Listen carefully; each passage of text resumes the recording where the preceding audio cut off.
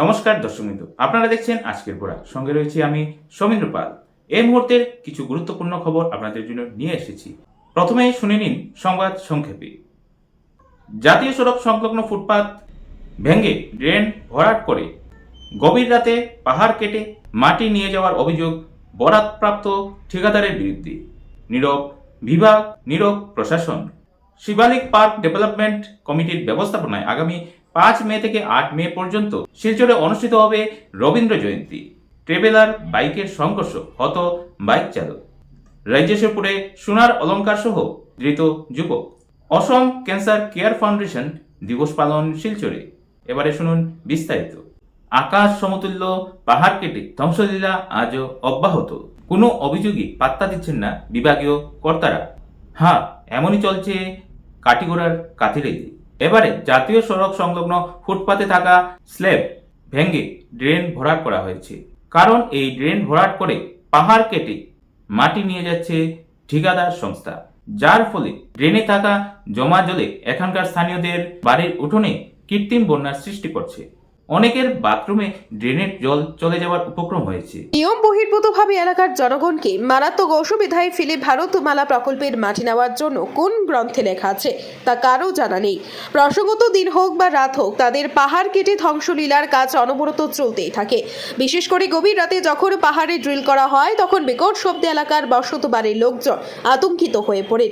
উল্লেখ্য, কাতিরাইলের নানা স্থানে পাহাড় কেটে কেটে সমস্ত বনের জঙ্গল বিনষ্ট করে দেওয়ার কাজ জোর গতিতে চলছে।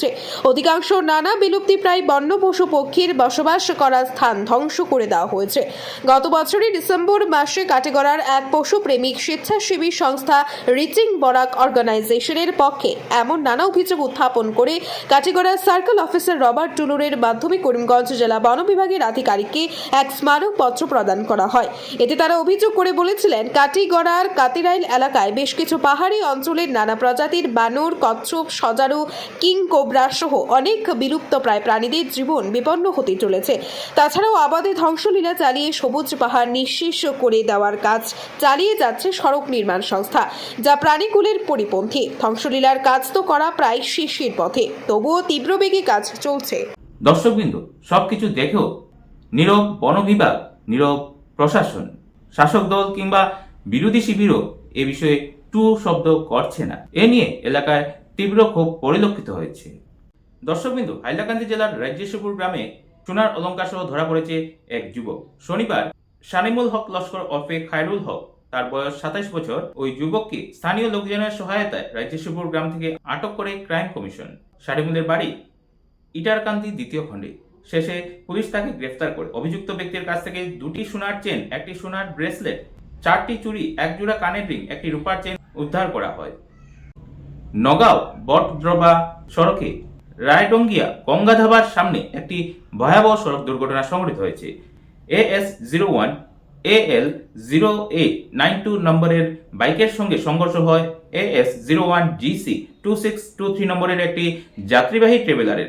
ঘটনাস্থলে প্রাণ হারান বাইক চালক। দুর্ঘটনার পর ঘটনাস্থল থেকে পালিয়ে যায় ট্রেভেলার চালক।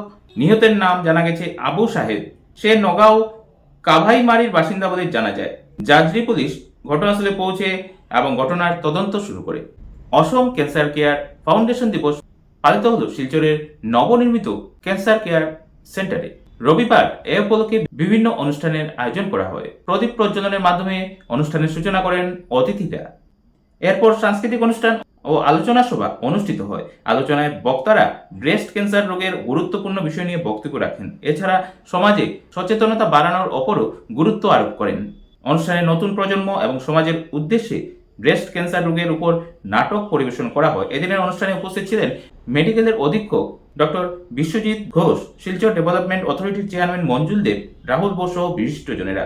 উল্লেখ্য, এই হাসপাতালটি গত 1 মার্চ অসম মুখ্যমন্ত্রী ডক্টর হিমন্ত বিশ্ব শর্মার হাত ধরেই উদ্বোধন করা হয়েছিল।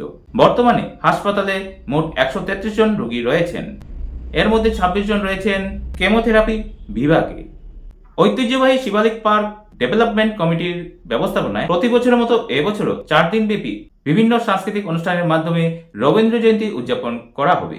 রবিবার বরাক উপত্যকার বিশিষ্ট নাট্যকার তথা ওই রবীন্দ্র জয়ন্তী অনুষ্ঠানমালার সাংস্কৃতিক আহ্বায়ক অঞ্জন স্বামী, দেবানন পাল, দেবব্রত চক্রবর্তী, সুমিতা রায় চৌধুরী, সন্তোষী দাস, সুদীপ্তা পাল, সুতপা পাল প্রমুখরা জানান এবছরও আগামী 5 মে থেকে 8 মে পর্যন্ত নানা অনুষ্ঠানের মাধ্যমে রবীন্দ্র জয়ন্তী উদযাপন করা হবে। শুনুন তাদের বক্তব্য। গত কয়েক বছর থেকেই শিবালিক পার্কে রবীন্দ্র জয়ন্তী উদযাপনটা একটু বড়সড়ভাবে করছি। মানে তার মধ্যে বসে আঁকো, রবীন্দ্র নৃত্য, রবীন্দ্র গান, রবীন্দ্র কবিতা, এই 4টা বিভাগের উপরে আমরা প্রতিবারই প্রতিযোগিতা করছি। এবং এই জায়গায় সমস্ত প্রতিযোগী কাছাড় ডিস্ট্রিক্ট হোক আর বাইরে থেকে যারাই আসবে তারা জয়েন করতে পারবে। প্রতিযোগীদের প্রবেশ মূল্য কিছু নেই, তারা জয়েন করতে পারবে। তো চালিয়ে যাচ্ছি। এইবারও আমরা 5ই মে থেকে 8ই মে 25শে বৈশাখ পর্যন্ত 4 দিনের অনুষ্ঠানমালা।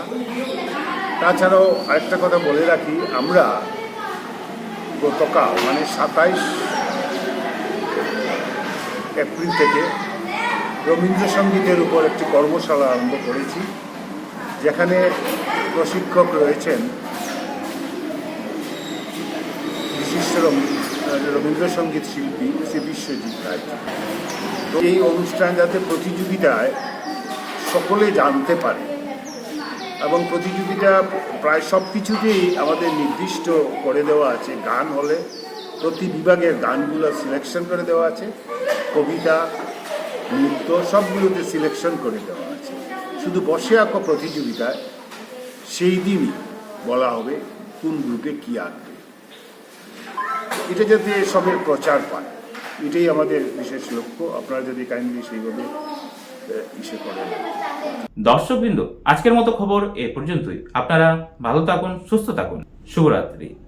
আপনারা দেখছেন আজকের Barak, a house of Adrija digital media.